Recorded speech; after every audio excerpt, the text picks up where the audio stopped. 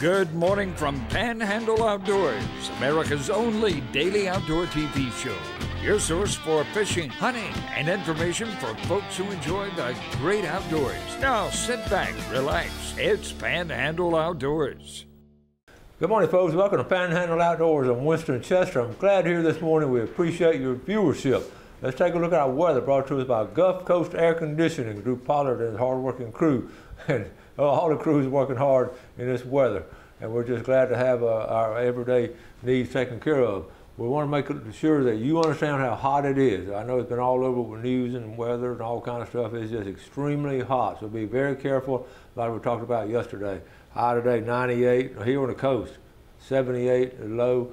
Interestingly enough, now the water temperature, we talked about water temp yesterday was 82 degrees. Folks, it went boom, went up 4 degrees to 86 degrees. And that's very interesting because that's one of those currents we're talking about. I'm not a hydrologist and all, but I do understand about the currents in the Gulf of Mexico, how they move around. And that we had 3 or 4 days of that 82 degree water temperature. And now at 86, that's when, right on the edge of that, that's when the fish are just really feeding off the bait fish and all kind of activity there. So it's just interesting, and a lot more people know more about it than I do, but I do understand it, and that's what happens when it goes up 4 degrees.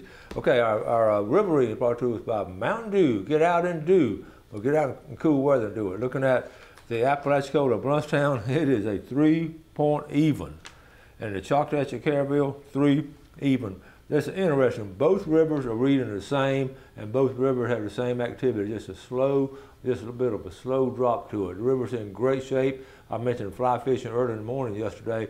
Really fly fishing late in the afternoon, right at dark and all, is also really good because it has cooled out some by then. Our tide chart brought to us by Kent Forest Lawn.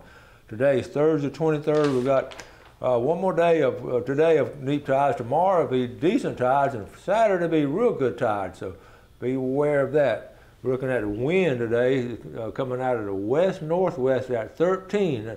You get outside and feel that breeze, and you think it's going to be cooling things off, but it's just warm air moving around. It's not cool air like we'd like to see in a little front coming through. All right, let's take a break. We'll be right back.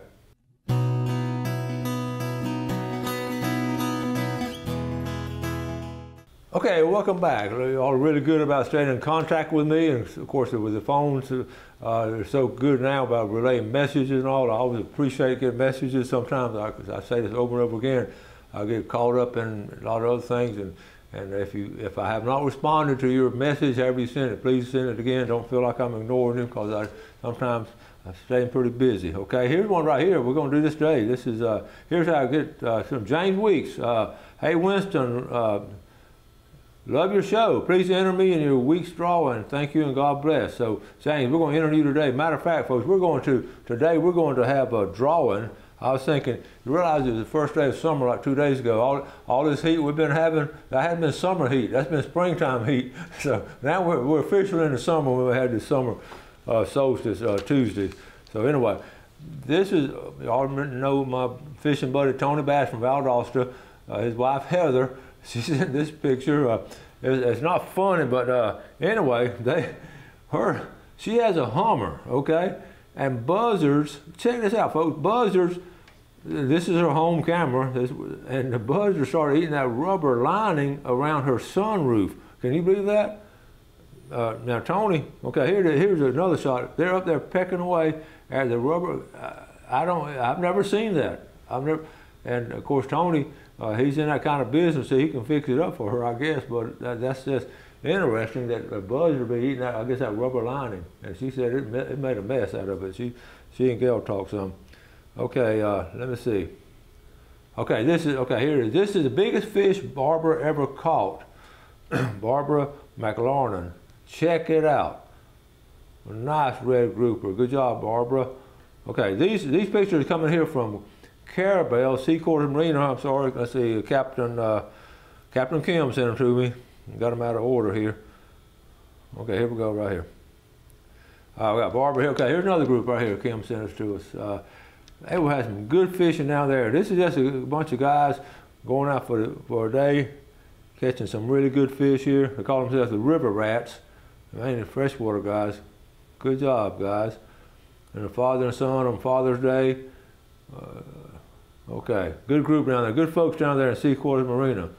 Got this from Wayne Garcia. Okay, hey Winston, Victoria Kidder has become a huge fan of the show since moving to Niceville last year. She caught this large 32-pound black drum in the Choctawhatchee Bay on June 12th using a dark green mirror paddle tail. She used all of her strength to hoist it for a picture to submit to Panhandle Outdoors. So Victoria, let's see, we're gonna blow this up. That is a 32-pound black drum coming out of Choctawhatchee Bay. Great picture, what a beautiful, look at that beautiful day out there. Pretty lady and a great fish, and that's just a great time right there. So good job, Victoria. Okay, moving on. My buddy Greg Gladden, let me tell you about Greg. Greg was in my class a good while, not too long ago. He's probably in his late 20s, 30s now, late 20s. And he played college ball and baseball and had a good situation, had a good job here, working out at the courthouse and all, but he always had this urge. I knew his granddaddy real well. His granddaddy loved to fish, and Greg's always had this urge to fish, so he just through the 8 to 5 job, put it on the back burner and just started fishing as a fishing guide. He's a natural born fisherman, very much like I talked about Justin Leake and Matt Smith and some of those boys, and every community has those kind of boys that love fishing. Greg is now a captain. In fact, I talked to him the other day, ran into him and at a wedding, and he's going to come on the show soon as he can get time. He's staying real busy guiding. But anyway, check this fish out, folks, okay? All right, here we go. This is Greg. This fish, he's seen this fish before. This fish has evaded me for too long. Congratulations to the Hatfield family, Mark and Luke, on their first tarpon. And you talking about a nice tarpon. That looks like Boca Grande. Folks, that's here local. Greg Gladden, look at there. You know that, look at there, shore, that's how close to shore they are. You just got to know how to catch them, and they did a good job, Greg Gladden. And we're going to have them on the show again, like I said, pretty soon. Okay, Brittany Blue off the beach. They catching, these are a little fuzzy here. Cliff sent these to me, but she caught that red snapper right off the beach. And then the crew, the Great Escape, the Oak Tree, it's a little fuzzy and all, but the Oak Tree Company fishing trip with Stuart Miller on the Great Escape. Like I said, a little fuzzy, but look at the amount of fish right there. Good job. Now look, we just had this down in Mexico Beach this past weekend. It was called a Golly Whopper Classic. They've been doing it a while. First of all, the total payout right at $30,000. Okay, but here I always like to look at the sizes. Now on the left, we're going to do the kid sizes first. Bo Krause, I'm sure Scott Krause family up there in South Georgia, the late Scott Krause. So anyway, the king mackerel was 34 pounds. The red snapper first place at 20 pounds. And the grouper is right at 20 pounds. So good job there on the kids division. Let's go over to the adult division. Okay, the fish whisperer. Okay, the red snapper 26 pounds. Go down to the grouper. A 40-pound grouper, that is a good grouper. We'll go over here to king mackerel. 34-pound even. And then they do this target weight. For the red snapper, the target weight was 9.2. Look how close the Lady K got, 9.11. The king mackerel target rate, 9.12. The booyah got a 9.15. And the grouper was 9.12. Look, that's pretty close, isn't it, to what they call a target weight. So, you know, these tournaments, you don't have to catch the biggest fish. So we'll talk about that a little bit later. I like the way they do a target. Let's take a quick break. We'll be right back.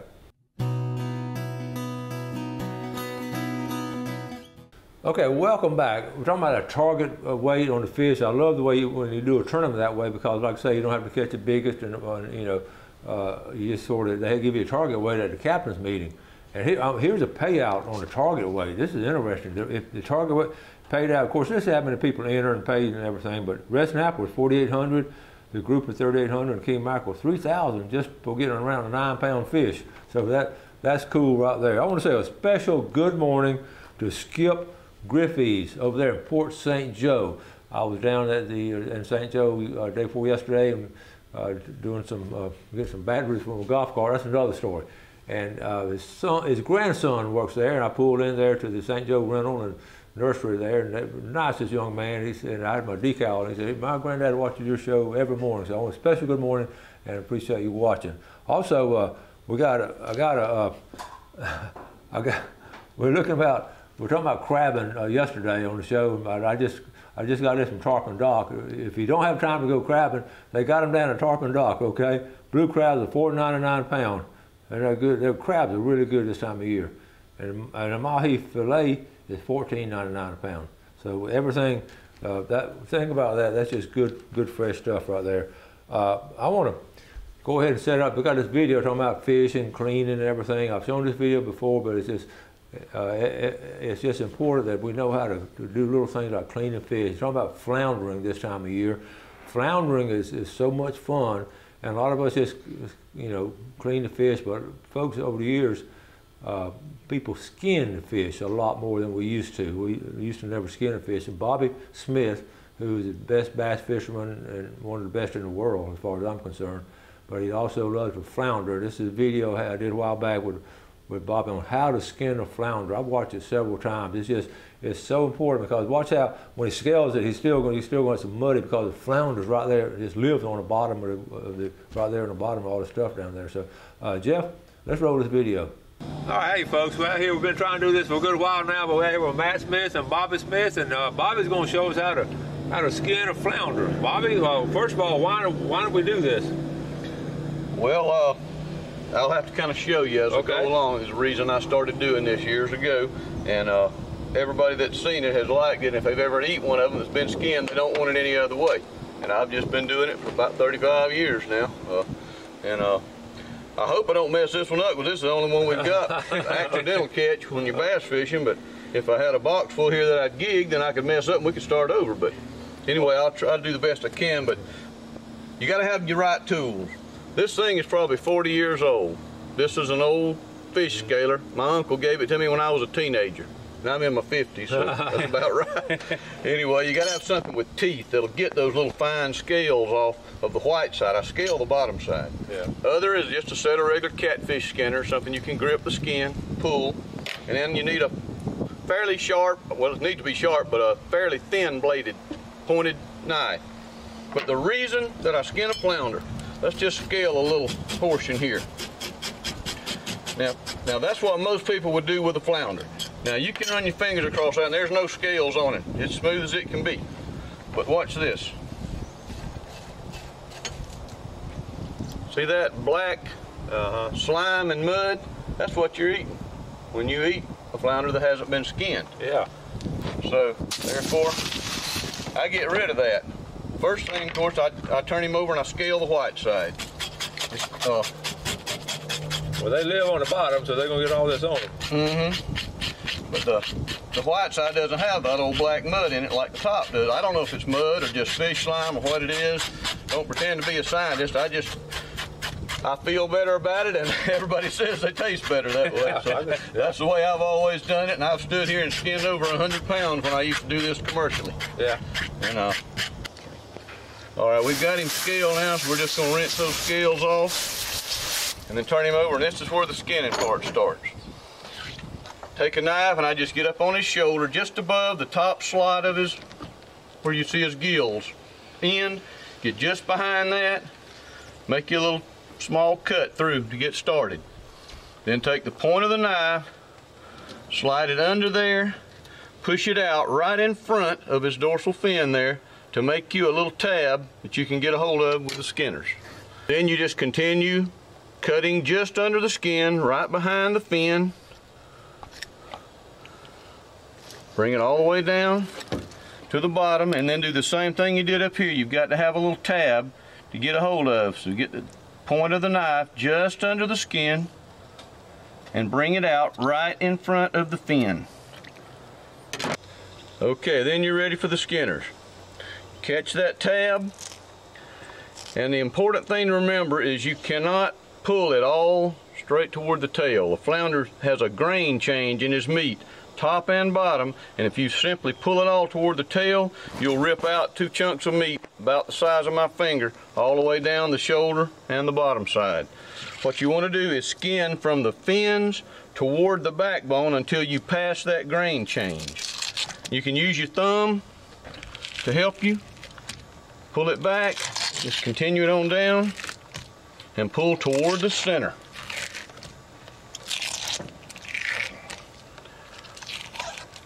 All the way down to the bottom of the fin.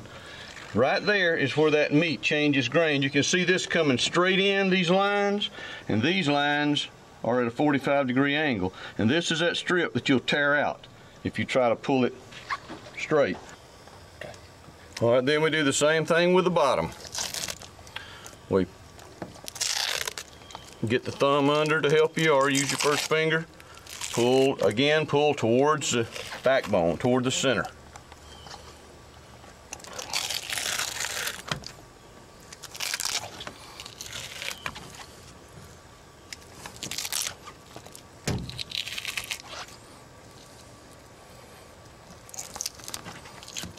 Once you've got it to that point, then you're ready to pull it all the way off. Go ahead. Then you're ready to pull it off. Once you get it in like that, catch it back from the front. Get you a grip. The bigger they are, the harder that skin is to pull, but peel it off like that. You've got a skinned top side on the flounder. He'll eat much better than scaled. Then you're ready to do the rest of the job. I just go through right behind the fin, go all the way through, come out, get rid of the head. Flounder has very few guts. Most of you know it's a good fish to eat because you get a lot of meat from a flounder. Once you get the guts, the roe sacks are in this little cavity back in behind on each side of that bone. You have to just reach in there and pull those out. And then there's some coagulated blood against the backbone. I usually just stick the knife underneath it, make a little fine cut, pull it out. And then you're ready to wash. All right, Bobby, that's a good job. I'm gonna start doing mine that way now. Hope everybody enjoyed that. A lot easier said than done. It takes a little practice, but the finished product is well worth it. Man, next time we just gotta have more flounder. Just gotta have more flounder. Wait till the summer and get a gigging trip together. We'll all go get a bunch of them. Well, Panhandle Outdoors, Bobby Smith, Matt Smith, and we're here skinning the flounder. There's you the finished product. Good job. Ready for the broiler.